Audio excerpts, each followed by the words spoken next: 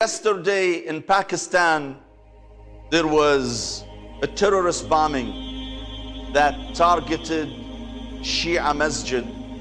At least 11 people were killed. Many people were injured while they were mourning Imam Hussein alayhi salam inside a masjid in Pakistan.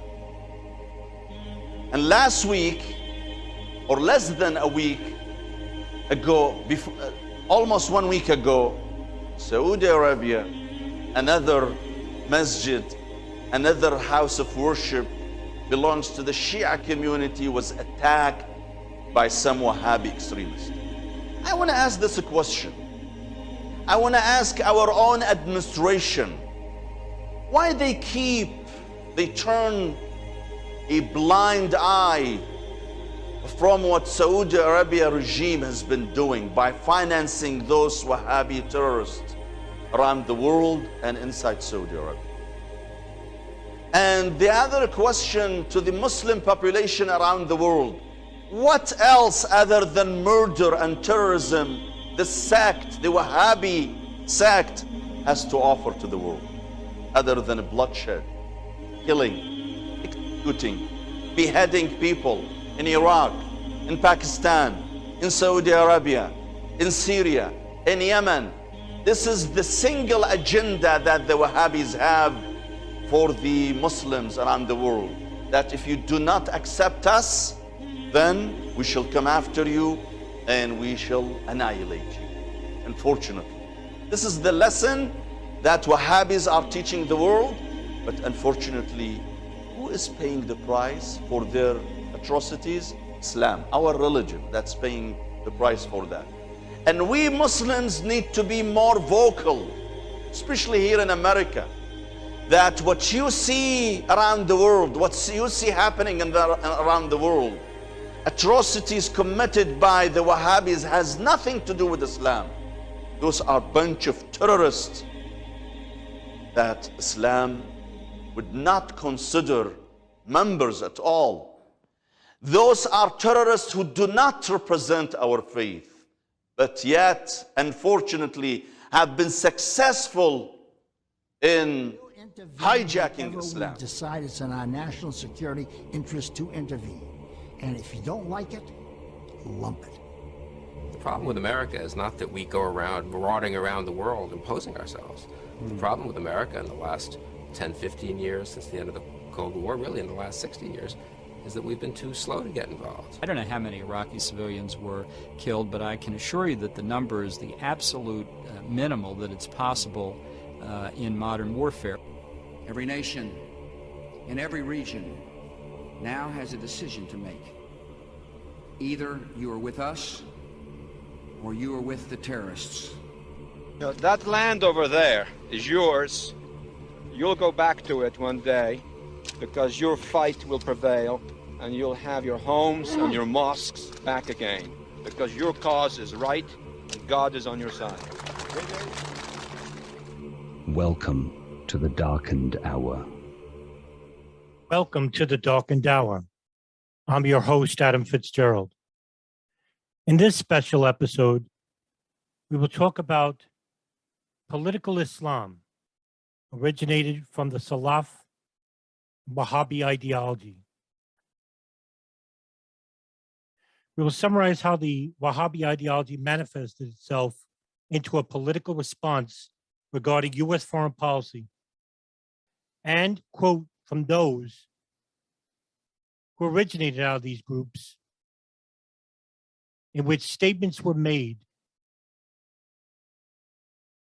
which illuminated not how Western style dress or freedom of religion is offensive to them, but instead a response to our foreign policy.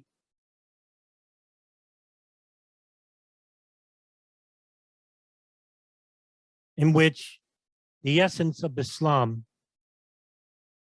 is the ultimate victim. For the Wahhabi-Salafi ideology is anti-ethical to the teachings and declarations of that which is in the Quran. In this episode, we will talk about the Wahhabi origins, led by their self-appointed caliphs, which originate from the aberrated definitions from people such as Muhammad ibn al-Wahhab, Ibn Taymiyyah, to Sayyid Qutb, Abu Nidal, Osama bin Laden, and to the current terrorists that take the name of Islam and insult it. The general position regarding the groups and individuals from the Wahhabi sect is to usurp secular Arab governments and to replace them with the rulers of the Sharia religious law. The overall goal of the Wahhabi is having each Arab country governed by the Sharia and Sunnah, the traditions and practices of the Islamic prophet Muhammad that constitute a model for Muslims to follow, which would constitute as the ruling Islamic caliphate and extend beyond the borders of the former Ottoman Empire to the lands of the unbelievers, who are also known as the Murtadun, while the believers are known as the Al-Mu'minin. When this is ultimately achieved, next would be the lands of the unbelievers, while the whole world under the Sharia and Sunnah are capitulated. The Salafi is always under the constant threat of defensive jihad due to the resisting countries, mainly the polytheists of the United States, the Yahud of Israel, and the Crusaders, the Christians. The message from the recent Wahhabi adherents, however, have changed over time. No longer is there a wish to make the world Islamic, but to enforce a political form of Islam, which is a reaction to the current US foreign policy of the last 100 years, which has a connection to Israel and Saudi Arabia, both enemies to the Salaf. However, the majority of the Sunni school of thought has been noticeably critical of the Salafis and have openly condemned the terrorism enforced by these self-appointed caliphs of organizations such as Al-Qaeda, the Islamic State, and Abu Sayyaf. However, these condemnations have not been given any attention by the national media, legacy media involved with the West, but instead have been seen as the affiliates of the terrorists in which they have condemned, leading us to the current war on terrorism, which has no defined enemy, while generalizing Muslims as a whole unit endorsing terrorism. According to Gilles Kepel, the French political scientist and Arabist, Salafism is an ideology that posits that Islam has strayed from its origins. The word Salaf is Arabic for ancient one and refers to the companions of the Prophet Muhammad, arguing that the faith has become decadent over the centuries. Salafists call for the restoration of authentic Islam as expressed by an adherence to its original teachings and texts. Nevertheless, the adherents of the Salafi have made themselves clear, and it differs from the message we are told they are portraying, which are from Western-backed idealists. They don't hate us for our freedoms. They hate us because of the current disposition toward the Palestinian cause in Israel and Western imperialism noticed in Arab countries which are self-governed and not affiliated with US-backed interests. These are the messages from those who conduct terrorist actions and or portray the messages which lead to these abhorrent acts against Americans and their affiliates, while demonizing Islam as a whole. But first, the origins of the Salafist ideology and how it manifested to what we see today. Origins of the Salafi Wahhabi is said to have come from the Sunni scholar, muhaddith, and jurist Ibn Taymiyyah, who belonged to the Hanbali school of jurisprudence. The Hanbali school derives Sharia predominantly from the Quran, the hadiths, which are the sayings and customs of Muhammad, and the views of the Sahaba, Muhammad's companions. Ibn Taymiyyah lived in the late 12th century to early 13th century. It was non-conforming to the traditional Sunni doctrine and Sufi ideals and practices, and considered the Shia munafiq, hypocrite. Taymiyyah thought that the Alawites as more heretical yet than Jews or Christians. His persecution of the Shia was from his belief that they were accused of collaborating with Christian and the Mongols. He also took part in conflicts against the Mongols and Alawites in Lebanon in 1310. He would write a treatise against the visitation of the tombs of prophets and saints, in which he considered sacrilegious. In his major book, the Manjba al-Sunnah and Nawal Bahiyya, he argued that they should not be considered Muslims. In fact, they should be confronted by the true Muslims. He believed that the best role models for Islamic life were from the first three generations of Islam, the Salaf. He would also state that jihad and martyrdom were essential for the afterlife. Taymiyyah would say, "It is in jihad that one can live and die in ultimate happiness, both in this world and in the hereafter.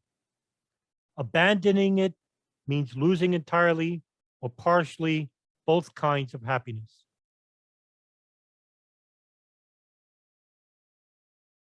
He also had this to say about the nature of jihad against non-believers whose aggression against Muslims precipitated the act. It is allowed to fight people for not observing unambiguous and generally recognized obligations and prohibitions until they undertake to perform the explicitly prescribed prayers, to pay zakat, to fast during the month of Ramadan, to make the pilgrimage to Mecca, and to avoid what is prohibited, such as marrying women in spite of legal impediments, eating impure things, acting unlawfully against the lives and properties of Muslims and the like. It is obligatory to take the initiative in fighting those people as soon as the prophet summons with the reason for which they are fought has reached them. But if they first attack the Muslims, then fighting them is even more urgent. As we have mentioned, when dealing with the fighting against rebellious and aggressive bandits. However, many Islamic Sunni jurists found that Ibn Taymiyyah's definitions of jihad too conservative. In an interview with CNN on October 27, 2014, Abdallah bin Baya, a Mauritanian politician and professor of Islamic studies at the King Abdulaziz University in Jeddah, Saudi Arabia, said this in regards to the definition of jihad. The truth is that the concept of jihad in Islam is not always synonymous with fighting. Jihad is a much wider concept. It is a sort of defending the truth and calling to it through the tongue. Almighty Allah said in the chapter of Al-Furqan, "Persevere in impelling them with the Quran, with a mighty impelling." That is, establish the compelling arguments and present to them the proofs, one after the other. Obviously, reciting the Quran does not involve military actions. Hence, not every jihad is fighting, and not every fighting is jihad. Jihad is also a call for freedom. Sayyid Abdul Hakim Avrasi, a notable Sunni scholar from the late 18th century, and also a mutajid, which is an individual who is qualified to exercise ihtijaj in the evaluation of Islamic law, said this in regards to the works of Ibn Taymiyyah. Ibn Taymiyyah was a mulhid, a heretic, who damaged the religion from within by abrogating from the Quran. Sulaiman ibn Abdallah ibn Tahir, a 9th century Tahirid official in the services of the Abbasid Caliphate, also said that the last Tahiri governor of Tabaristan said this about Taymiyyah. The ideas of Ibn Taymiyyah are worthless. He was misguided and misguiding Muslims. He deviated from the consensus of Muslims and took a heretical path. Islamic scholars stated in unanimity that he was a heretic. Qutbud Badiri wrote in his detail in his commentary on Muqtadar.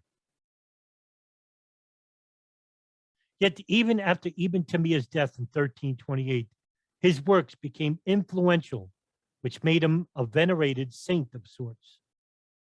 His grave, ironically, was worshipped even after his fatwa against it 389 years later. The works of the late Sunni jurist was acknowledged by a young Arab from Najd in Arabia.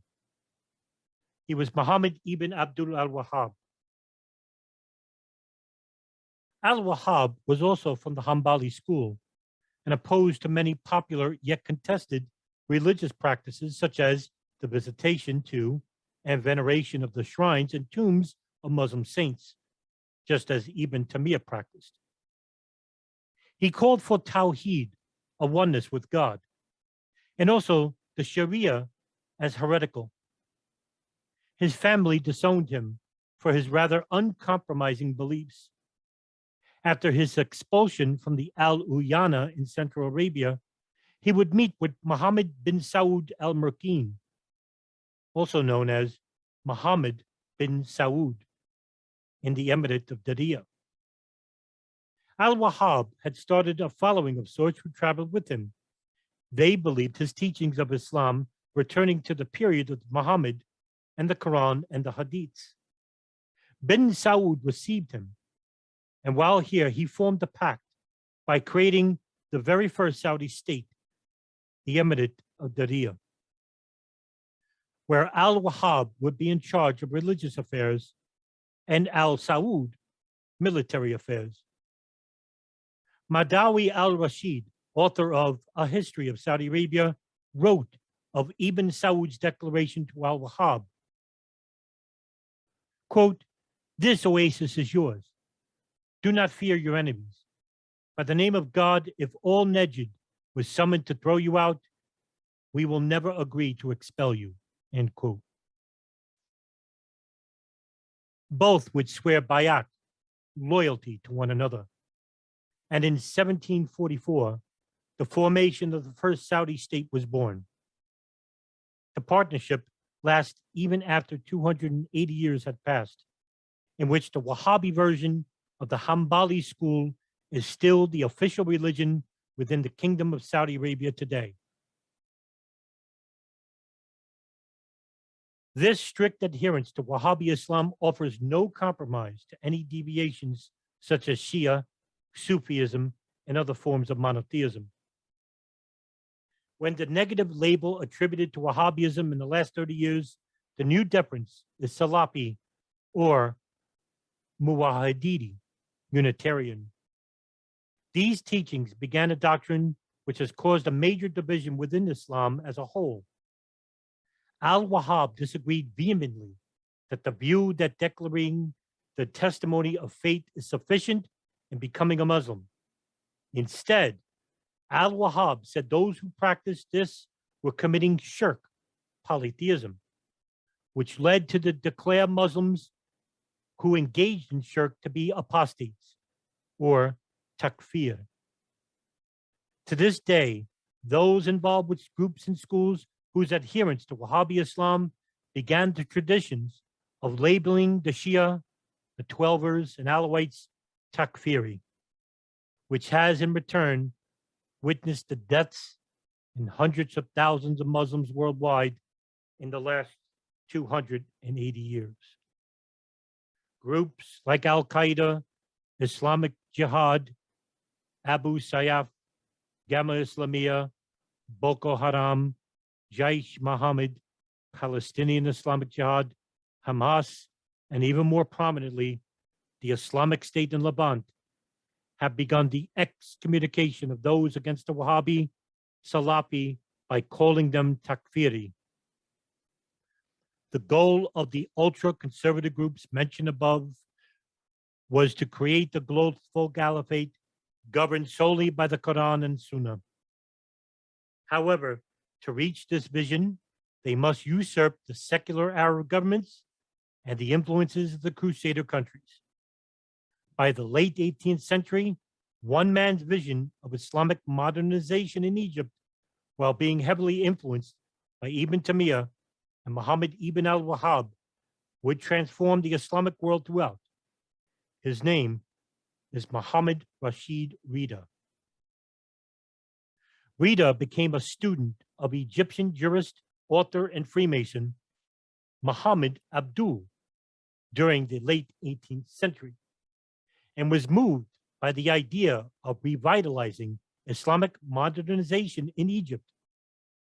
Rida believed that the Muslim Ummah needed a reformation to stop its decline, rid immoral and heretical practices associated with popular Sufism. It was during Rida's period that he would refer Wahhabis as Salafi. Henry Lozieri, an assistant professor of history at Northwestern University, who had authored the book, The Making of Salafism, Islamic Reform in the 12th Century, would write this of the Salafi movement in Egypt. Quote, irrespective of Rashid Rida's efforts to rehabilitate the Wahhabis, two conceptual developments became noticeable in the 1920s. The first was the emergence of the abstract noun Salafiyya, which translates as Salafism. The earliest incontrovertible example I have found dates from November 1926 and comes from the Algerian journal As-Sahab. In sources from the Arab East, the earliest example I was able to locate dates from February 1929. In an article about theology published in Al-Azhar, Muhannin Mad Bahaj al-Bitar wrote that the unicity of God's names and attributes was the chief concern and pinnacle of Salafism. He used the term in an undated personal letter to King Abd al-Aziz al-Saud, which, on the basis of internal evidence, must have been written sometime between 1926 and 1932. In it, al-Bitar reports that he had a conversation with Rida, during which the latter sang the praises of the Saudi state and referred to it as a religious government whose Salafism presents itself in the personality of the king, end quote. Rida's goal of creating a committee of ulema to reconcile various Sunni legal matters and to promote a single school of thought from the school of Ibn Hanbali, Rida was quoted as saying, a pure ancestral Mahadib, be it in creed or in worship and other religious practices. Rida saw a strength that was missing in the Islamic world when it came to fighting against imperialism, as Ibn Saud saw fit to neutralize British colonial rule in the land of Arabia. Unlike Ibn Taymiyyah, Rida argued that Salafis, Asharis, Murtadidis, Mutazilis, Ibadis, Shias, all were Muslims, and it was the duty of the reformers to reconcile between them. Rita did not commit to labeling other Muslims takfiri, but was adamantly supportive of the Salafi ideology.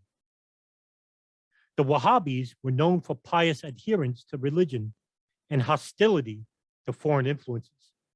This was one of the primary reasons that British colonial rule did not extend into the Arab Gulf in the early 20th century.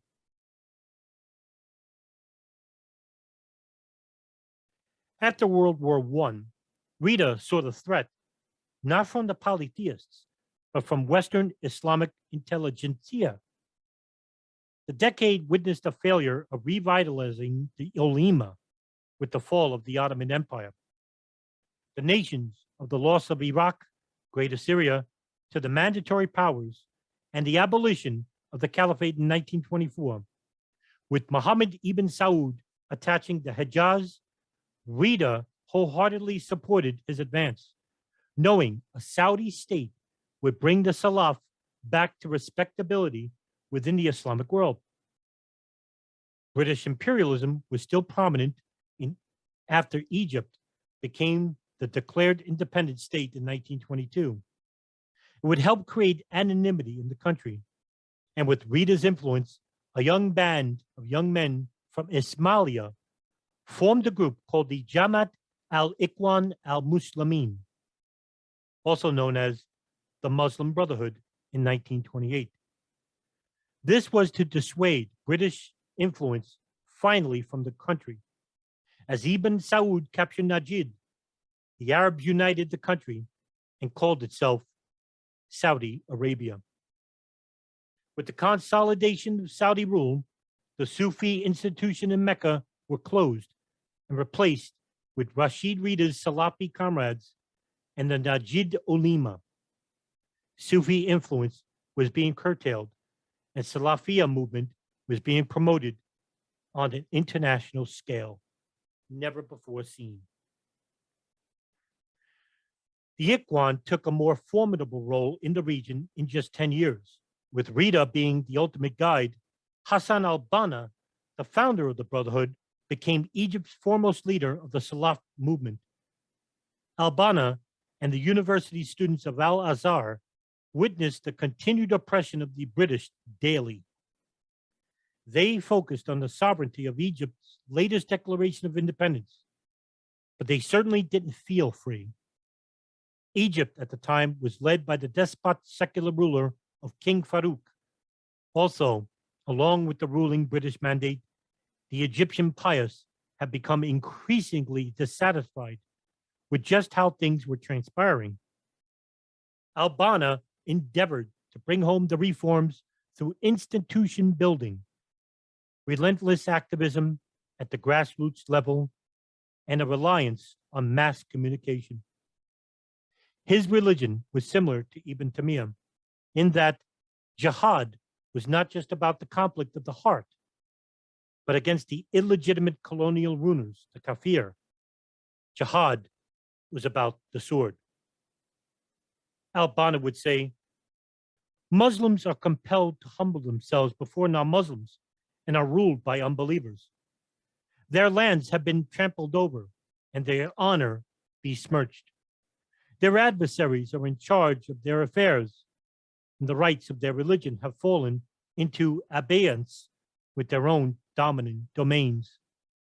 Hence, it has become an individual's obligation, which there is no evading, on every Muslim to prepare his equipment, to make up his mind to engage in jihad, and to get ready for it until the opportunity is ripe and God decrees.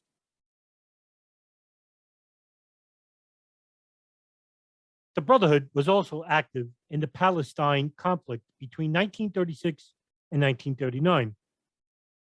The Muslim Brotherhoods launched a pro-Palestinian campaign which contributed to making the Palestine issue a widespread Muslim concern.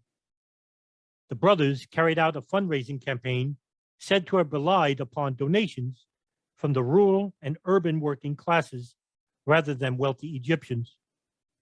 Another native Egyptian from the Musha Asuyat government, Sayyid Qutb, had just the House of Science, college in 1934. Qutb worked in Al-Azhar newspaper. He wrote in Al-Rasiya and Al-Tafaka magazines. He worked as an Arabic teacher, then as an employee at the Council Ministry of Education, and after that, as a technical supervisor at the ministry. He was also highly interested in Egyptian literature from the historic period. He had a special disdain, however, for schools that specialized in religious studies only, and sought to demonstrate that local schools that held regular academic classes as well as classes in religion were more beneficial to their pupils than religious schools with lopsided curricula. His position, however, would radically change in just a few short years. Arab nationalism would take a strengthened position after World War I, as Britain had become a major sponsor of Arab nationalism throughout, an ideology primarily as a weapon to use against the powers of the Ottoman Empire. Al-Banna was assassinated in 1949, but the Brotherhood, even as it was banned in Egypt, had grown to neighboring countries such as Iraq, Syria, Jordan, Lebanon, even in France, Germany, and the United States. The growing presence of Islamic uniformity and its continuing disdain for non-Islamic governments reached countries where Islamism was not present ever before. By 1950, after Qutb's return from the United States to study at the Colorado State College of Education in Greeley, Qutb was quite alarmed at what he had experienced in everyday American life. He soon published The America That I Have Seen, where he became explicitly critical of things he observed in the United States. In one chapter, he was critical of the American's arts. Quote, "The American is primitive in his artistic taste, both in what he enjoys as art and in his own artistic works. Jazz music is the music of choice. That is the music that the Negroes invented to satisfy their primitive inclinations, as well as their desire to be noisy on the one hand and to excite bestial tendencies on the other. The American's intoxication in jazz music does not reach its full completion until the music is accompanied by singing that is as coarse and obnoxious as the music itself. Meanwhile, the noise of the instruments and the voices mounts as it rings in the ears to the unbearable degree. The agitation of the multitude increases, and the voices of approval mount, and their psalms and palms ring out in vehement, continuous applause that all but deafens the ears." End quote. It was after this shocking experience in American lifestyle that Qutb's attitude toward Islamism had changed. No longer did he hold previous beliefs that socialism was to part of the rising Islamic modernity in Arab culture. The way to saving it was through Islam itself. With Gamal Abdel Nasser as the president of Egypt, Hafez al-Assad in Syria, and Faoud Chab in Lebanon, all three would become prominent adherents of the Arab nationalist ideology, in which the Arab countries saw fit to nationalize the oil and take away the radical influences of the United States and Great Britain. The Brotherhood was tolerated in most countries, but banned in Egypt. Qutb would later become a thorn in the side of Nasser and was jailed for it. While at Tora prison, he would write some of the most influential works of his career, Millstones and In the Shade of the Quran. After Qutb's release in 1964, he was once again jailed on the charges of attempting to overthrow the Egyptian government. He was hanged on August 29, 1966. This act of martyrdom reverberated throughout the Islamic world, and Qutb's works became globally known. It also became the momentum for the Islamists to rise out of obscurity. With continued subjugation of the Palestinians by Israel the ideological threat of Nasser's Arab secular government and the Western influences within secular Arab nations, the Islamic schools of Ibn Hanbal and the Wahhabi Arabs began spending hundreds of millions of dollars to local and foreign madrasas all throughout the world. But on June 5th, 1967, the Arab governments of Egypt, Syria, and Jordan had preemptively attacked Israel. In just 6 days, all three were defeated. This was the beginning of the end of Arab socialism. The fight for jihad through the sword began as Saudi Arabia, under its Wahhabi school of thought, and the Gulf states, with its oil boom financing, began the dawah, the invitation of Wahhabi Islam and the Salafis across the Middle East and Southeast Asia, even into the United States.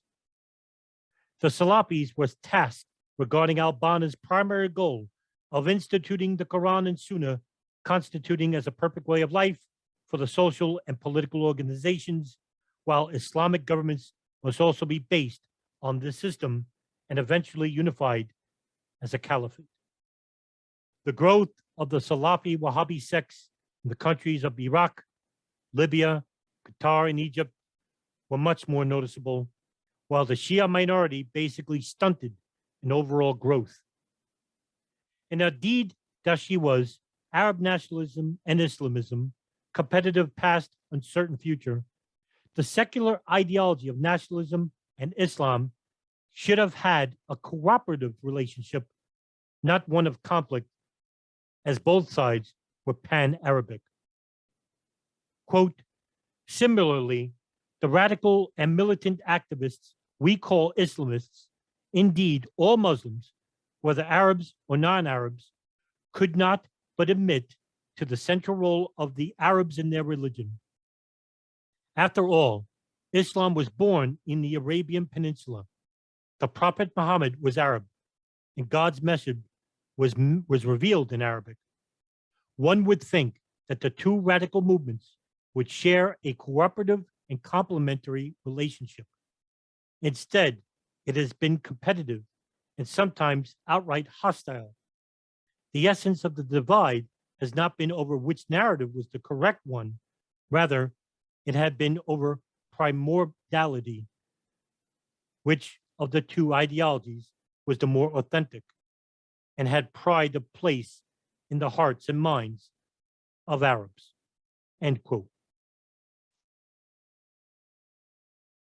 With the death of Nasser in 1970, the lingering defeat of the Arab nations by Israel, and the U.S. influence in the Kingdom of Saudi Arabia, the imams of the ulema of the Wahhabi sect began to spread the ideology.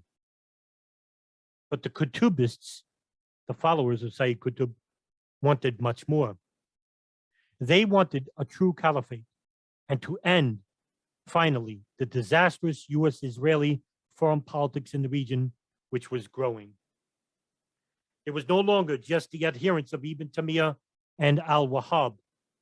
These people were more politically inclined to use their definitions of what it is to have true Islam in the Middle East, with the Salaf as the only school. With a generation of young Salafis learning at madrasas in Riyadh and Islamabad, Pakistan, a new generation, even more or less venerable Islamists, began to recruit all over the region.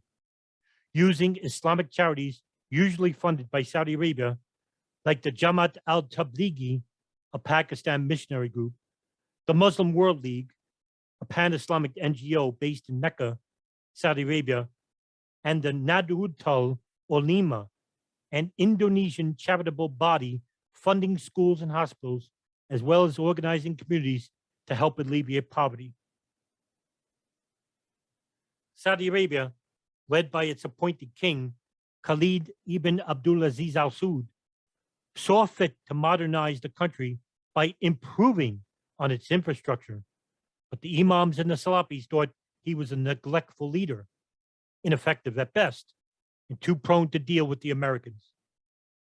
Meanwhile, in Egypt, Anwar Sadat was beginning to turn the country around from its former predecessor, Nasser. Sadat released many of the Muslim Brotherhood from its prisons and wanted to improve in the relationship with them while also trying to return the favor against Israel by saving face and engaging militarily. In Iran, Mohammad Reza Pahlavi was simply seen as a puppet from the United States, while former Prime Minister Mohammad Mossadegh was deposed by a CIA-led coup in 1953. Mossadegh was committed to nationalizing the Iranian petroleum industry controlled by the Anglo-Iranian Oil Company.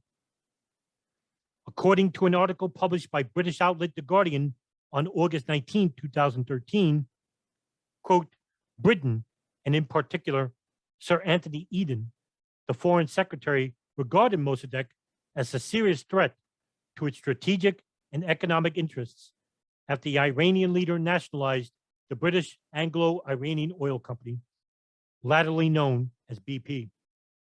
But the United Kingdom needed U.S. support. The Eisenhower administration in Washington was easily persuaded, end quote.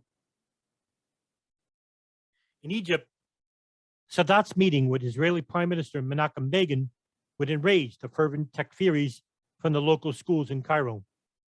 A number of insiders from the Egyptian army would hold secret meetings with local radical proponents of a fundamentalist group called Al-Jihad, or the Tanzim al-Jihad, which was formed in 1980 from the merger of two clusters of Islamic groups, a Cairo branch under Mohammed Abdul Salam Farag, and from the Upper Egypt branch under Karem Zudi. The Camp David Accords held at U.S. President Carter's private retreat in Maryland. The meeting was to address the issue of repairing relations between Egypt and Israel, as well as addressing the issue of the Palestinians. Mohammed Abd al-Salam Faraj, a member of the Al-Jihad group, began operations which implanted a military strategy to take over Arab government by force if they did not abide by the Quran and Sunnah. In his document, The Neglected Duty, Faraj stated in the summary that the primary target for jihad should be local regimes. He coined the term near enemy to describe such targets, in contrast to far enemy, which are the United States and Israel. He built on Qutb's idea that modern Islamic societies represented Jalaliya, the state of ignorance that pervaded in the pre-Islamic Arab world, and used the ideas of Ibn Taymiyyah to blame this on modern apostate Islamic rulers. This would be the primary ideology endorsed by one of Faraj's closest associates and members of Al-Jihad, later renamed to Egyptian Islamic Jihad, Dr. Ayman al-Zawahiri. Since Sadat did not wish for Egypt to be ruled by the Sharia, he had to be executed, in which the Egyptian radicals would then take over the media and government and began its version of the caliphate.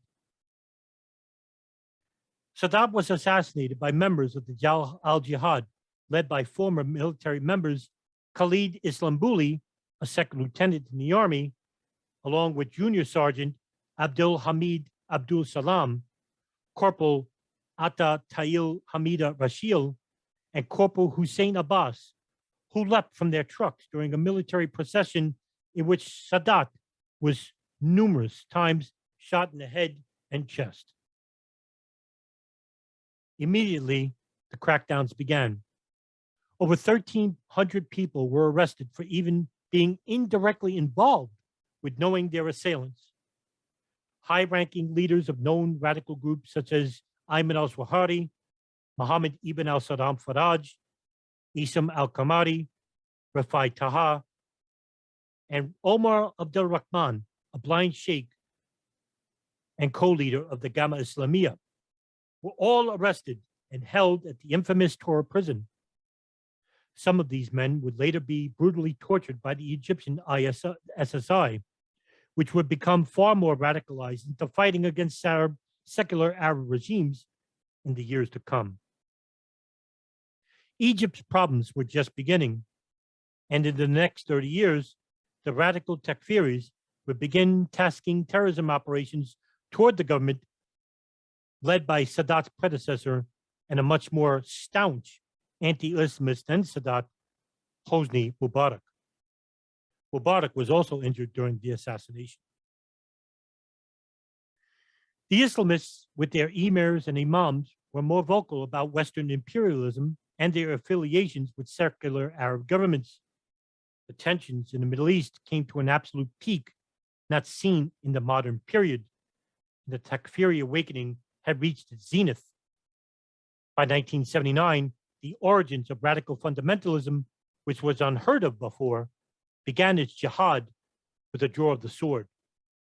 On November 20th, 1979, Juhaman al-Otabi, a former Saudi army and member of the Al-Jama al-Salafiyya al-Mutashibi, the Salafi group which commands good and forbids evil, led a band of Salafist rebels, which approximately numbered over 500, and stormed the Grand Mosque prayer area, which were about to be led in the Fajr Salat, the dawn prayer. They immediately locked the gates and killed 2 Saudi policemen who were only armed with clubs at the time, as the militants armed with AK-47s under their robes stormed the compound. Immediately, they controlled the large prayer area and commanded the microphone, which can be heard throughout the 7-acre Grand Mosque compound. The battle ended on December 4th as the remaining militants were near gassed and were eventually overtaken by the Saudi National Guard and the army. The mosque, however, was under construction by a group called the Saudi bin Laden Group. A young Saudi who witnessed the expulsion of the mosque would later say that he was impressed by what was happening. His name was Osama bin Laden. But what led to the attack within the mosque by al-Otabi? The insinuation from the radical dissenter was that the Saudi kingdom lacked religion. Otabi would later say, the ruling Al Saud dynasty had lost its legitimacy because it was corrupt, ostentatious, and had destroyed Saudi culture by an aggressive policy of westernization. According to Stephanie Lacroix, the fundamentalist principle were growing in the kingdom, and the Salafis were unrecognized within Saudi politics. She would write in the Al-Albani Revolutionary Approach to Hadiths in the spring of 2006, quote, many of the members, and especially its scholars, were either of Bedouin descent or non-Saudi residents, and were thus marginalized in the religious field. Their activism came, in part at least, as a response to their marginalization.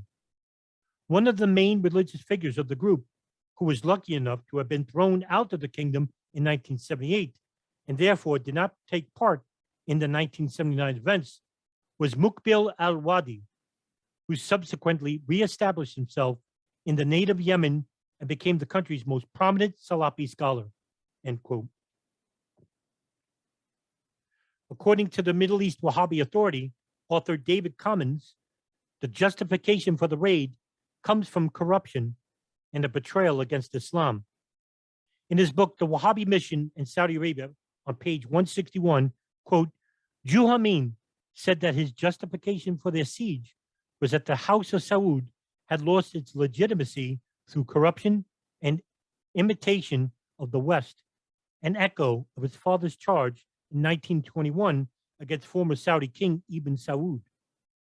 Unlike earlier anti-monarchist dissidents in the kingdom, attacked the Saudi ulema for failing to protest against policies that betrayed Islam, and accused them of accepting the rule of an infidel state and offering loyalty to corrupt rulers in exchange for honors and riches, end quote. The Salafi Wahhabi Muslims no longer were comfortable with just allowed to be free from the shackles while under the prisons of Egypt and Saudi Arabia. They wanted the fulfillment of the true brotherhood, the Ikhwan, and became a political force within the Arab political spectrum. They wanted the caliphate of their time, the goal of Ibn Taymiyyah, Muhammad ibn al-Wahhab, and Hassan al-Banna's intentions all rolled into one singular Islamo-nationalist monarchy. The Saudi kingdom were shocked to its core. Never before had anyone openly challenged the ruling monarchy before or since.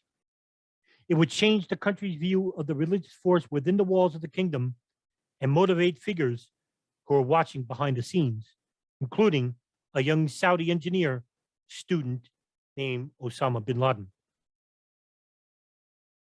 In one of his pamphlets against the Saudi ruling family, he said they had desecrated the haram when the crisis could have been solved peacefully. I still remember to this day the traces of the tracks on the haram's floor tiles. It was also clear to the young bin Laden that the kingdom's Sudaudi Seven, which are the powerful alliance of the sevenfold brothers within the Saudi family, that they were not representative of the true Muslims of the Salaf. Notwithstanding the continued neglect by Arab governments regarding the Palestinian problem by the Israelis and their close affiliations with the United States, were the ultimate hypocrisy witnessed by the Salaf. In just a single month, Afghanistan would take center stage for an Islamic awakening not seen since Ibn Saud captured the cities of Najd and Hejaz in 1927 from the Hashemites. When the Soviet-backed People's Democratic Party of Afghanistan, the PDPA, revolted against the rule of Afghan President Mohammad Daoud Khan on April 27, 1978, and deposed him, the communist Pashtuns, backed by the Soviets' darling Nur Muhammad Taraki, once hailed as the Afghanistan's Maxim Gorky,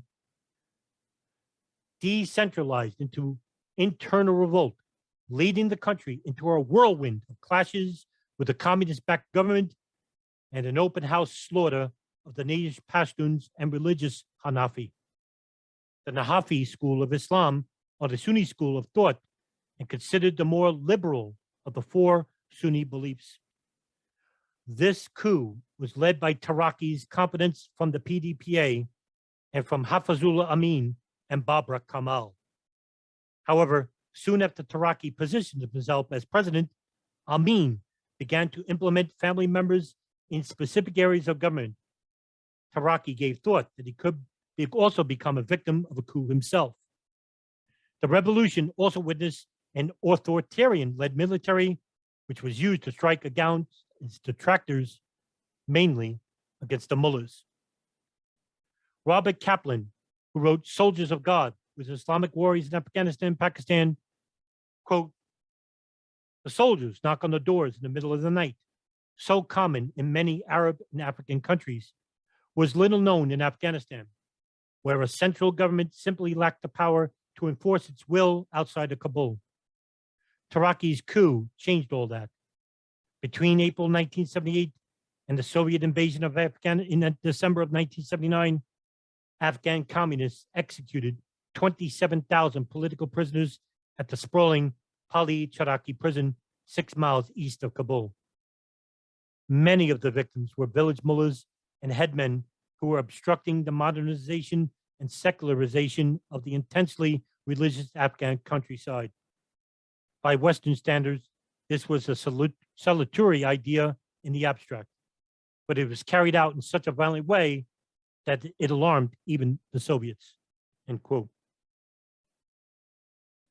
Meanwhile, the Americans criticized the coup led by the Soviet-backed PDPA and became alarmed that the Soviets were trying to take a power play in a communist takeover of the Middle East. This notion was impeccably and voicefully shared by the National Security Advisor under Carter, Zygmunt Brzezinski, who had later authored the book which reiterated a U.S. response to a Soviet military goal of capturing the Caspian oil seed reserves. In his book, The Grand Chessboard, American Primacy and its Geostrategic Imperatives. However, soon after, Amin would have Taraki arrested and later assassinated, along with 28 members of his family arrested and imprisoned. Even after the Soviets had received reports that Kamal and Amin wished to forcibly expel Taraki and become the new heads of government. However, Amin was not liked by the Afghan people. During his rule, opposition to the communist regime increased, and the government lost control of the countryside, even after trying to repair relations with the Afghan Hanafi movement after years of repression under the brutal Taraki government. The United States warned China and Britain about the communists' wish to take over the country. A U.S. ambassador to Afghanistan, J. Bruce Amistutz, warned that the country was on the verge of a civil war. The Soviets were still not pleased with Amin, for Taraki was the perfect choice to lead the country because of his close affinity and belief in socialist realism. Amin was not aware of the Soviets' wish to depose him and push Kemal to lead the country back to communist control. The Soviet Politburo were guided by a special commission on Afghanistan, which consisted of Yuri Andropov, the KGB chairman, Andrei Gromyko, the Minister of Foreign Affairs, Defense Ministry Dmitry Ustinov, and Boris Pomenov, the head of the International Department of the Central Committee, who were all adamantly proposed against the notion that Taraki, being assassinated, began to make the decision to oust Amin. Meanwhile, Pakistan's Inter-Service Intelligence, the ISI, began training the Mujahideen in Peshawar in Islamabad to revolt against the communist-backed regime, for they feared that if the Soviets took over Afghanistan, they would surely be next. This operation was led by Pakistan's President Zia-ul-Haq and ISI Lieutenant General Akhtar Abdul Rahman. Rahman was put in charge of overall operations regarding the training of the Mujahid. It would later merge with Operation Cyclone, a program funded by the United States under the Central Intelligence Agency in 1979. In a document entitled U.S. Analysis of the Soviet War in Afghanistan Declassified on October 9, 2001, quote, CIA covert action worked through Pakistan intelligence services to reach Afghani rebel groups. That operation began after December 1979, when Russian forces mounted a surprise intervention in Afghanistan. Fighting between CIA-funded Afghans and the Russians with their Kalk allies continued through 1988. At that time, Moscow, having suffered substantial losses and incurred excessive costs in the country, decided to withdraw. The last Soviet forces left Afghanistan in early 1989, but warfare continued as the rebel forces contested with the Kalk regime for the control of Kabul, end quote. Mohammed Hanif bin Hassan, a fellow at the S. Rajaratnam School of International Studies, would pen an article about the Islamic revitalization in Afghanistan and how it would ultimately lead to apolitical fanaticism. Quote, the precipitant or dramatic event in this case refers to the Soviet invasion of Afghanistan in 1979. The invasion became a major source of grievance among Muslims.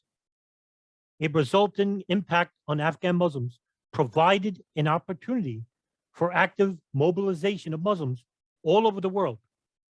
The Soviet invasion also generated international support for the Afghan jihad from the US and its allies, who viewed it from a strategic viewpoint as a means to contain and defeat the Soviet Union during the Cold War period. Validation of the relationship between the success of the mobilization and Soviet invasion of Afghanistan is found across many studies in the field of political violence.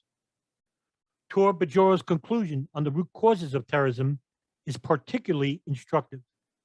He wrote in Root Causes of Terrorism that repression by foreign forces or occupation by colonial powers has given rise to a great many national liberation movements that have sought recourse in terrorist tactics, guerrilla warfare, and other political means.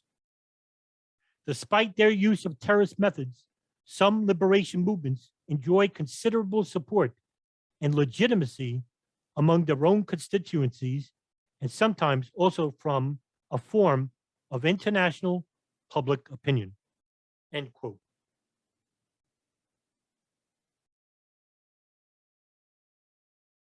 The Saudis were investing hundreds of millions through the Muslim World Leagues and its affiliates throughout the world, while Pakistan were also providing arms and training to Afghan mujahideen. Many tribal sects under leaders such as Gulbuddin Hekmatyar's Hizb-e-Islami, Abdul Rasul Sayyab's Ittihad al-Islami, and Jalaluddin Haqqani's Haqqani Network. Meanwhile, a Texas Senator, Charlie Wilson, began a conduit of funneling millions in aid, along with an array of Stinger missiles through the CIA.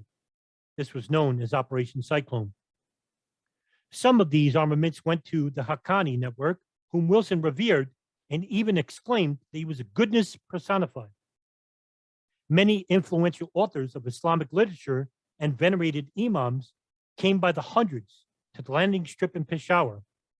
One such leading figure was a Palestinian imam and Sharia learned teacher, a sheikh, Abdul Yusuf Azam, who go on and build an organizational charity called the Maktab al-Khidmat, the Afghan Services Bureau, which catered to receiving, financing, and training in Islamic studies and guerrilla studies to foreign Arabs coming to join the Afghans in the war against the Soviets. Bin Laden was the primary financier of the Bureau, but Azam and his close friend Abdullah Anas were the creators of the idea itself. Inside the United States, many bureaus would begin operating in the local mosques around the country. One actual building resided in Brooklyn, New York City, which was an extension of the Maktab al-Khidmat, called the Al-Kifa Refugee Center, located on Atlantic Avenue in Brooklyn, New York. This foundation was created by Fawaz Dharma, an imam at the mosque, which is right next door, the Al-Faruq. The Bureau was once located inside the mosque and later became its own building later on. Millions of dollars funneled through the charitable Muslims worldwide who were donating to the cause of the Afghans would also become host to a number of former Mujahideen fighters who were still looking to spread the offensive jihad they learned from the takfiri imams in Pakistan. Azam would at times travel to the United States along with other tribal Afghans to recruit young Muslim men to engage the Soviet enemy in Afghanistan. The intelligence services such as the FBI and CIA began drafting reports about a growing ultra-theological enemy, which could be a danger to American interests abroad and even within the United States itself. As the Israeli-Palestinian issues continued to regress, with the United States supporting the Israelis, the issue would become much more noticed by the entity who wished to continue the jihad after the Soviet withdrawal. With the warring, barren-laden jihadis leaving home, they were still looking to draw the sword. Abdul Anas, an Algerian, would later witness the turning of the Afghan cause for jihad to something far more insidious. In an article written by Myra McDonald, dated March 4, 2019, the article entitled, "Why Did It All Go Wrong?" An Arab veteran of the anti-Soviet jihad speaks, in which she interviewed Anas. Quote, "It was in the fractious environment of Afghanistan's civil war that an extreme form of Islamism, including the takfiri ideology that thrives on declaring other Muslims apostates, took root. New Arab volunteers arrived in Peshawar who had nothing to do with the original anti-Soviet jihad. Both older and newer arrivals took strides in the Afghan factionalism, ignoring advice from Azam that they should refuse to be sucked into Afghan infighting. Among these was Osama bin Laden.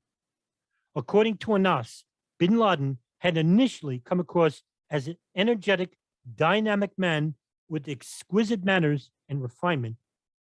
Anas had started out liking him for being a rich Saudi who chose not to indulge in the life of a playboy. But somewhere along the line, bin Laden had been overtaken by hubris. Despite having played a minor role in the anti-Soviet jihad, he started to believe he was the solution, not just to the Afghan conflict, but to the problems of the Muslim community or Ummah worldwide, end quote. The Egyptian radicals who were imprisoned for the assassination of Anwar Sadat in 1981 were released from Tor prison. These were the takfiris the Sunni and Shia populace warned many years prior. Ayman al-Zawahiri, Sayyid Imam al-Sharif, and Abu Hafs al-Masri, all devoted followers of Ibn Taymiyyah's hadiths and Sayyid Qutb's idea of a revolutionary jihad against the secular Arab nations. It was Sayyid Imam al-Sharif, also nicknamed Dr. Fadl, who would publish a text for jihadis to school them in the proper way to fight battles, and preached that the real objective was not victory over the Soviets, but martyrdom and eternal salvation. His doctrine, entitled The Essential Guide for Preparation, appeared in 1988. This would become the guide to which jihadists would operate for the decades to come, even to the present day. In Lawrence Wright's article, The Rebellion Within, an Al-Qaeda Mastermind Questions Terrorism, which was in the New Yorker in 2016, quote, "The guide begins with the premise that jihad is the natural state of Islam. Muslims must always be in conflict with non-believers. Dr. Fadl asserts resorting to peace only in moments of abject weakness, because jihad is above all a religious exercise. There are divine rewards to be gained. He who gives money for jihad will be compensated in heaven, but not as much as the person who acts. The greatest prize goes to the martyr. Every able-bodied believer is obligated to engage in jihad, since most Muslim countries are ruled by infidels who must be forcibly removed in order to bring about an Islamic state. The way to bring an end to the ruler's unbelief is armed rebellion," end quote. Azam had preached defensive jihad, but wasn't known for its militaristic view of what the war should be. The idea behind defensive jihad made it an individual duty for every Muslim to resist foreign aggression. This did not resonate with the more fresher jihadists who were graduating from the madrasas at Peshawar and Islamabad, who were more inclined to follow the ideas promoted by the takfiri schools reverberated by the Egyptians Al-Zawahiri and Al-Sharif. During the course of the end of the Soviet-Afghan conflict, a young Pashtun named Muhammad Mullah Omar was beginning his studies at the Jamia Ulum al-Islama, a Deobandi learning facility, where the movement is said to have been influenced by Salafism in Afghanistan and Pakistan, which was primarily funded from Saudi Arabia. Omar would later become the primary founder of the leading movement in Afghanistan in the years to come. They were called the Taliban. The takfiris from Egypt, Saudi Arabia, and Pakistan believed in an ultra-nationalist form of offensive jihad aimed at expanding the territory of Islam as a collective duty and to force the murtadun, the disbeliever, to accept Islam. In direct contradiction, which according to the Quran teaches the opposite. From Al-Baqarah, Surah 2-256, the Sahih International, quote, "These shall be no compulsion in acceptance of the religion. The right course has become clear from the wrong. So whoever disbelieves in Taghut and believes in Allah has grasped the most trustworthy handhold with no break in it, and Allah is hearing and knowing," end quote. In 1979, the Soviets, mediated by Pakistan, withdrew from the capital, Kabul, and by 1990, the Soviets were fully withdrawn.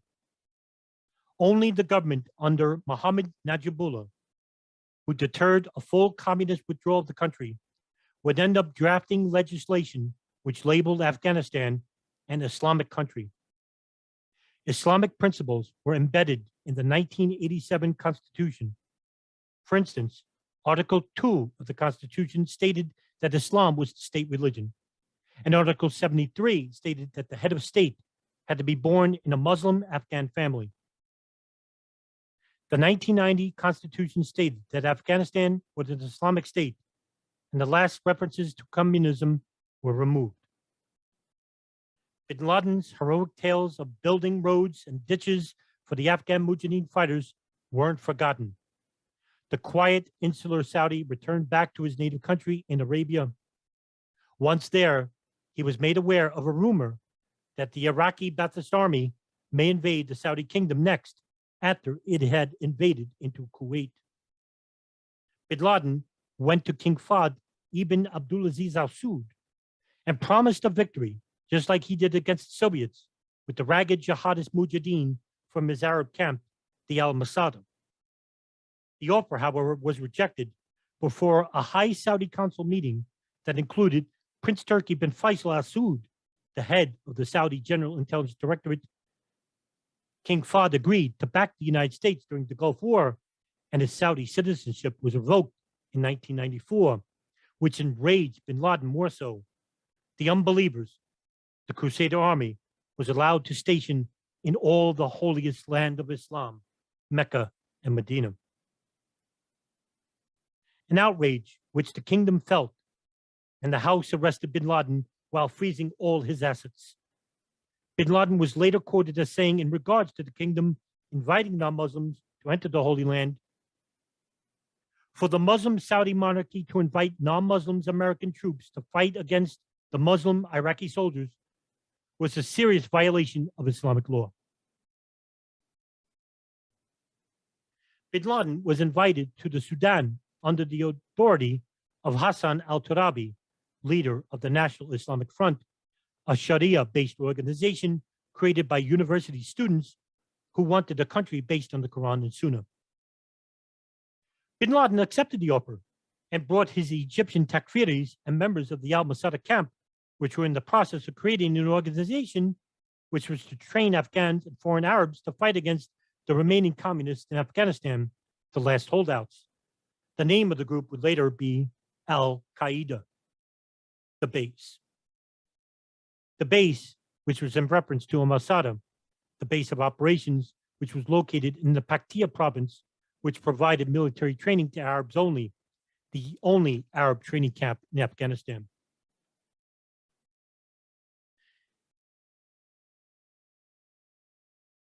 On February 26, 1993, inside the North Tower of the World Trade Center, a Ryder truck parked at the B2 level with its passengers relocating to another vehicle.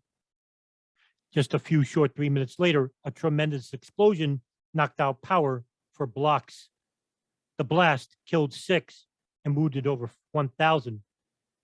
It was the second known terrorist attack by Islamists in the country.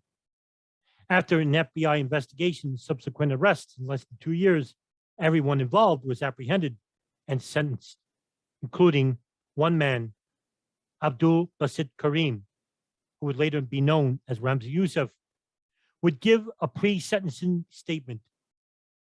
This terrorist operation wasn't about the United States' religious freedoms or secular law. It was something vastly different. It was a response to American imperialism. He would tell the court, quote, "You were the first one who killed innocent people, and you were the first one who introduced this type of terrorism to the history of mankind when you dropped an atomic bomb which killed tens of thousands of women and children in Japan, and when you killed over 100,000 people, most of them civilians in Tokyo, with fire bombings. You killed them by burning them to death. And you killed civilians in Vietnam with chemicals, as with the so-called Orange Agent. You killed civilians, innocent people, not soldiers, innocent people, every single war you went.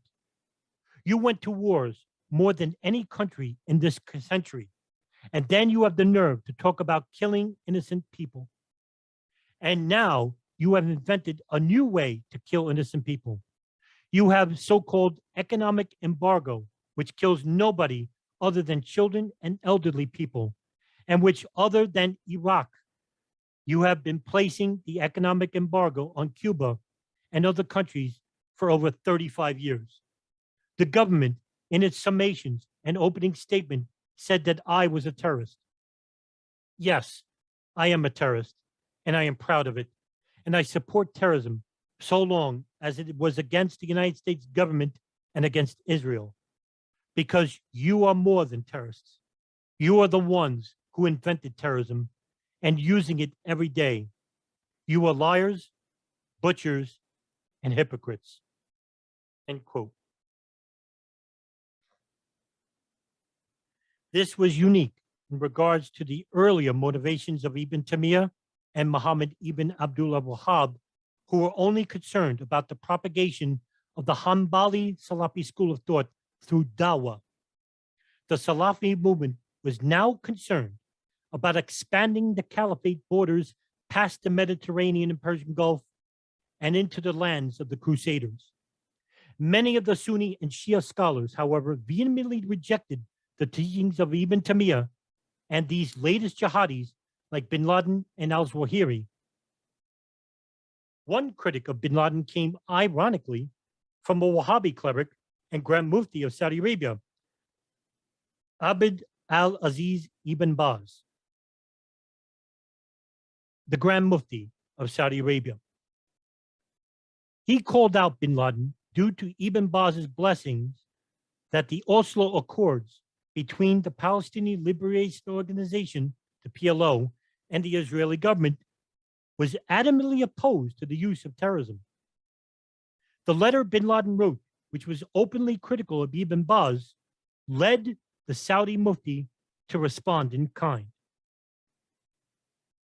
Quote, "It is obligatory to destroy and annihilate these publications that have emanated from Al-Faiq or from Al-Masih or from others of the callers of the falsehood, like bin Laden and those like him, and not to be lenient towards them. It is obligatory to advise them, to guide them towards the truth, and to warn them against this falsehood. It is not permissible for anyone to cooperate with them in this evil. It is obligatory upon them to be sincere and to come back to guidance and to leave alone and abandon this falsehood.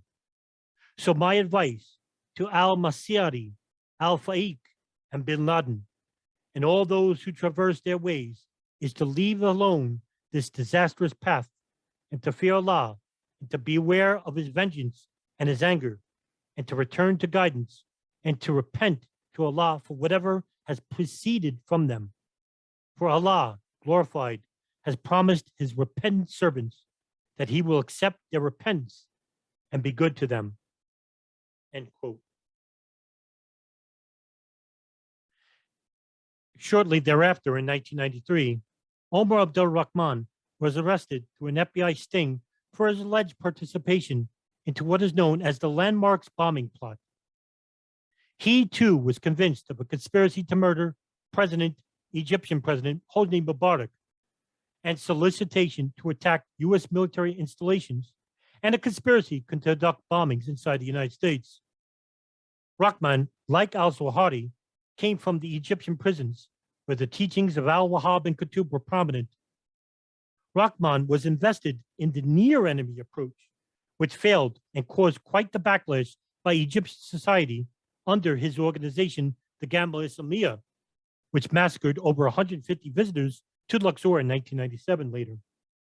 One of Rahman's devoted associates was Ali Muhammad, an Egyptian-born student and former U.S. soldier who would later train Mujahideen fighters in Afghanistan, all under the watchful eye of the CIA. He would become a triple agent spy of sorts, working for the FBI, CIA, and bin Laden. He would end up living in San Francisco, acting as a military trainer in small arms fire for members of the Masjid al-Salam Mosque in Jersey City, New Jersey, where Rahman had preached, and also at the Fal Farouk in Brooklyn. Rahman's influences primarily came from Ibn Taymiyyah and Sayyid Qutb's writings, in which he became a strict anti-Zionist, while also becoming openly critical of American foreign policy. When he graduated from the Al-Azhar University in 1964, he became openly critical of Egyptian President Gamal Abdel Nasser and Egypt's socialist ideals as well. A pattern was beginning to emerge with these radical takfiri Muslims in Egypt and Saudi Arabia, and it was in direct response to US foreign policy and its geopolitics. The FBI were ill-equipped to deal with Islamic fundamentalists and had a small unit dedicated to this task. Nobody outside the United States would even know what they were about, what they wanted, and why they were conducting this act of terrorism. Even after the World Trade Center bombing in 1993, the FBI abrasively concluded the matter finished, that the terrorist cell responsible diminished. They couldn't have been any more wrong on this assessment. Meanwhile, in the Sudan, bin Laden and Ayman al-Zawahiri began building training camps there with all the guidance of al-Turabi. Bin Laden also spent tens of millions building infrastructure in Khartoum and Soba. The CIA began monitoring his activities there. Meanwhile, the United States began its assault on Iraq under the Gulf War, which saw the slaughter of over 500,000 men and women and children with the economic sanctions imposed by President George W. Bush. It led to a national outcry from the Muslim community and silence from his Arab neighbors. This slight would not be forgotten by bin Laden or by al-Zawahiri. And by 1996, after the United States forced the Sudanese government, led by President Omar al-Bashir, to evict bin Laden from the country, the Salafi takfiris began their war against U.S. imperialism. U.S. Sudan Ambassador Timothy Carney had instructions to push the al-Bashir government to expel bin Laden.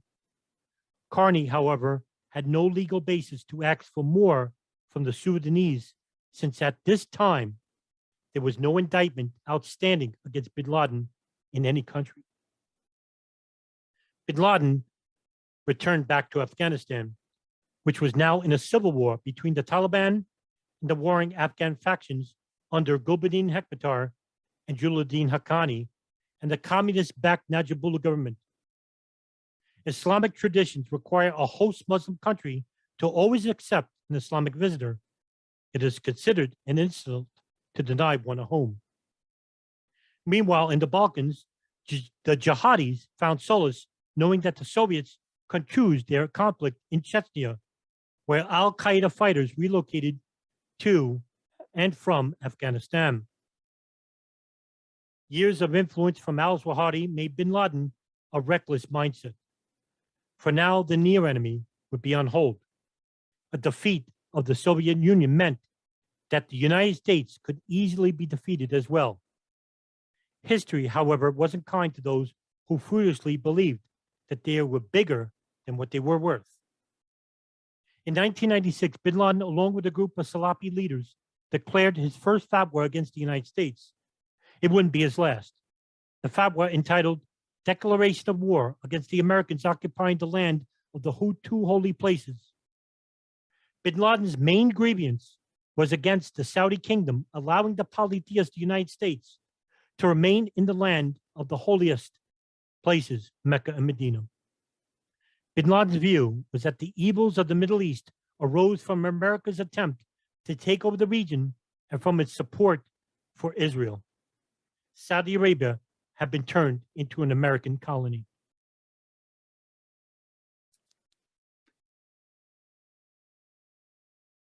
The Saudi petrodollar helped to shape the Islamic fundamentalist landscape, influenced with the Salafi teachings.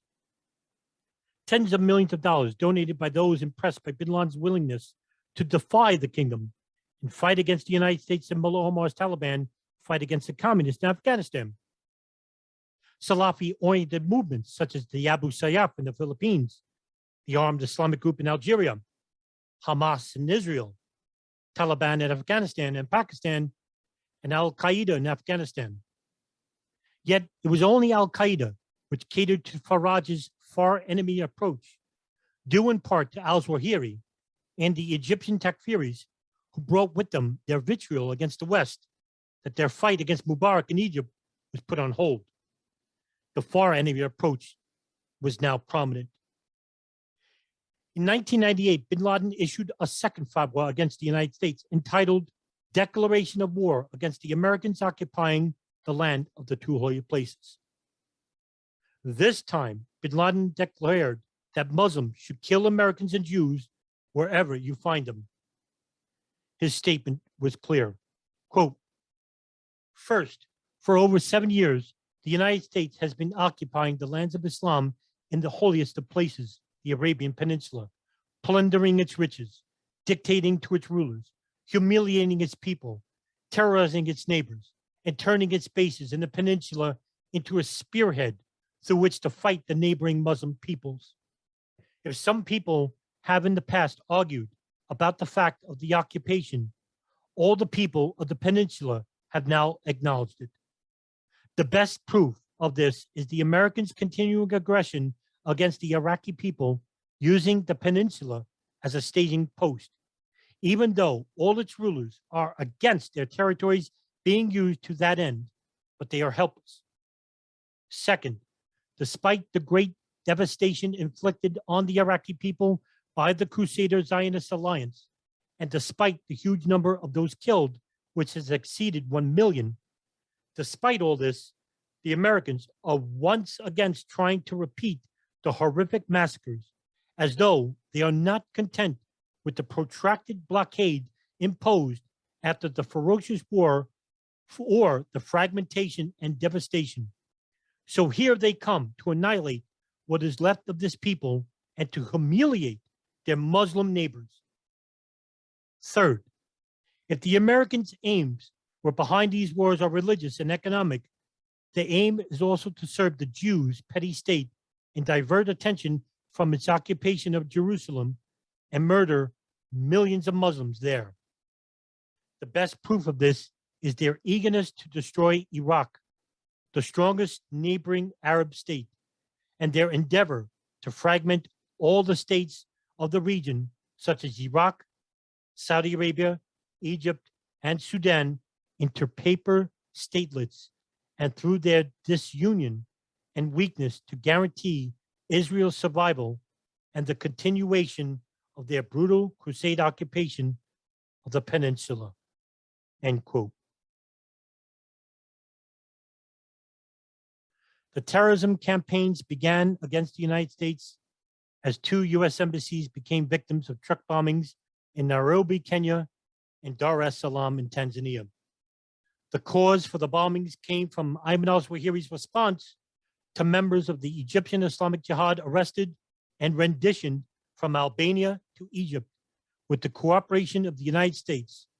The 4 men were accused of participating in the assassination of Rifat al-Mahmoud, a member of the Egyptian parliament. 2 days later, the embassies were bombed. The methods for terrorism were not seen before, not since Abu Nadal's waves of bombings and assassinations in the 1970s, which paled in the broader scope of what these new terrorists were about. Just months prior to the U.S. Embassy bombings, in an interview dated May 17, 1998, granted to John Miller, a reporter with ABC News, bin Laden stated this in regards in his latest fatwa, quote, "The call to wage war against America was made because America has spearheaded the crusade against the Islamic nation, sending tens of thousands of its troops to the hand of the two holy mosques, over and above its meddling in its affairs and its politics and its support of the oppressive, corrupt, and tyrannical regime that it has controlled. These are the reasons behind the singling out of America as a target. And not exempt of responsibility are those Western regimes whose presence in the region offers support to the American troops there. We know at least one reason behind the symbolic participation of the Western forces, and that is to support the Jewish and Zionist plans for expansion of what is called the Great Israel. Surely, their presence is not out of concern over the interest in the region. Their presence has no meaning save one, and that is to offer support to the Jews in Palestine who are in need of their Christian brothers to achieve full control over the Arab Peninsula, which they intend to make an important part of the so-called Greater Israel." End quote. Rahimullah Yusuf-Farzi, who reports for the News of Pakistan, as well as Time and ABC, was also granted an interview with bin Laden on December 23, 1998, months after the bombings. He would later be quoted with similar vitriol for the West. Quote, "The International Islamic Front for Jihad against the United States and Israel has, by the grace of God, issued a crystal clear fatwa calling on the Islamic nation to carry on jihad aimed at liberating holy sites. The nation of Muhammad has responded to this appeal. If the investigation for the jihad against the Jews and the Americans in order to liberate Al-Aqsa Mosque and the Holy Kaaba is considered a crime, then let history be a witness that I am a criminal. Our job is to instigate, and by the grace of God, we did that. And certain people responded to this investigation. We should fully understand our religion. Fighting is a part of our religion in our Sharia. Those who love God and his prophet and his religion cannot deny that. Whoever denies even a minor tenet of our religion commits the gravest sin in Islam. Those who sympathize with the infidels, such as the PLO in Palestine and the so-called Palestinian Authority, have been trying for tens of years to get back some of their rights. They laid down arms and abandoned what is called violence and tried peaceful bargaining. What did the Jews give them? They did not give them even 1% of their rights." End quote. Things took an unexpected turn for the worse, however, and on September 11, 2001, 4 planes were hijacked, with 2 crashing into the World Trade Center, 1 into the Pentagon, and another in a field in Shanksville, Pennsylvania. The attacks were blamed on Osama bin Laden. Intelligence reports from the CIA and the FBI as far back as 1999 suggested that bin Laden and Al-Qaeda wanted to attack the United States from within. These reports went largely ignored. Some even speculated with these reports that the CIA withheld information which could have prevented the attacks in whole. Meanwhile, Israeli and Saudi intelligence rings were monitoring the hijackers from within the United States since January of 2000. In a video obtained by Al-Azhar from Al-Qaeda's media arm, As-Sahab, bin Laden praised the attacks, while flanked by his closest deputies, Ayman al-Zawahiri and Suleiman Abu Ghaith. Quote, "America was hit by God in one of its softest spots. America is full of fear, from its north to its south, from its west to its east. Thank God for that. America is tasting now what we have tasted for decades. I say by God the Great, America will never dream. Those who live in America will never taste security and safety unless we feel securely and safety in our lands and in Palestine." End quote. Bin Laden would go on to say that the military incursions of Iraq and the continuing support of Israel over Palestinians were other reasons for its attack on the buildings. Bin Laden also gave additional statements, this time in an unpublished video given to Al Jazeera, which was viewed by the Telegraph's reporter David Bamber, who would write an article entitled "Bin Laden, Yes, I Did It," in which Bin Laden is quoted as saying in regards to attacking the United States, quote, "History should bear witness that we are terrorists. Yes, we killed their innocents. The Twin Towers were legitimate targets. They were supporting U.S. economic power. These events were great by all measurement. What was destroyed were not only the towers, but the towers of morale in that country.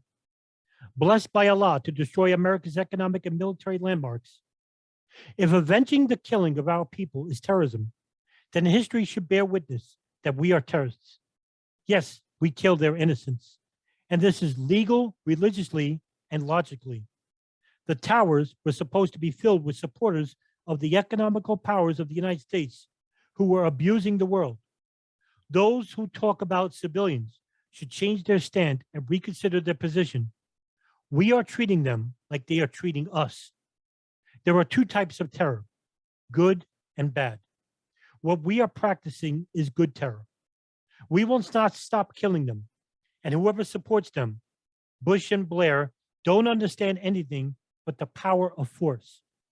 Every time they kill us, we kill them. So the balance of terror can be achieved. It is the duty of every Muslim to fight. Killing Jews is top priority. If America used chemical or nuclear weapons against us, then we may retort with chemical and nuclear weapons. We have the weapons as deterrent, end quote. The article was dated November 11, 2001. However, the resounding statements against the terrorist attacks were clearly heard by the global Islamic Union, both Sunni and Shia alike. Yusuf al-Qaradawi, chairman of the International Union of Islamic Scholars and leading imam in Qatar, said, quote, Islam, the religion of tolerance, holds the human soul in high esteem and considers the attack against innocent human beings a grave sin. This is backed by the Quranic verse that reads, whoever so kills a human being for other than manslaughter or corruption in the earth, it shall be as if he killed all mankind.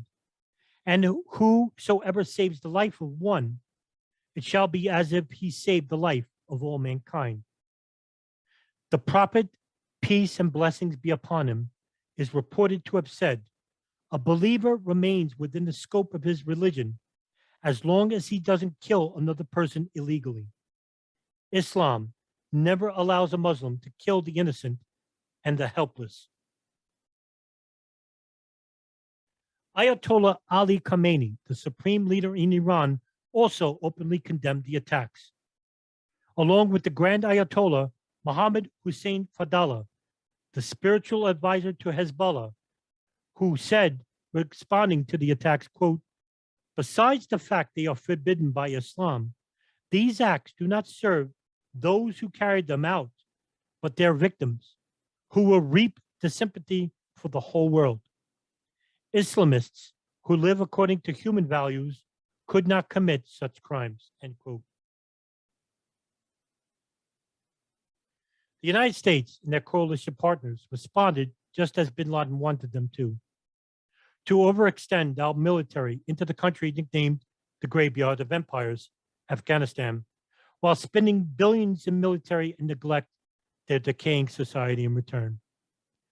But it didn't end in Afghanistan. But the far reaches of empire has now extended into the Levant, Iraq, Libya, Syria, and Yemen. The reasons for these military incursions: to fight against the war on terrorism. The countries which once held socialist pan-Arabic beliefs are now destabilized areas rife with Islamist groups which had never existed before. Terrorism is reciprocated by the tens of thousands by drone strikes, bombs, missiles, and the millions of bullets fired by the soldiers aiming at an enemy which was primarily created by a lone Sunni theologian who tried to bring the Muslim world back to the days of the Salaf while trying to unite the world through propagation. The ideology has evolved into an ultra-Orthodox apolitical member of entities which are reacting, not according to the world's rejection of the innovations by Ibn Taymiyyah, Muhammad ibn al-Wahhab, or Sayyid Qutb, but they are reacting to a disastrous U.S. foreign policy which helps to facilitate the situation, which gives them a reason to keep fighting the jihad by the sword.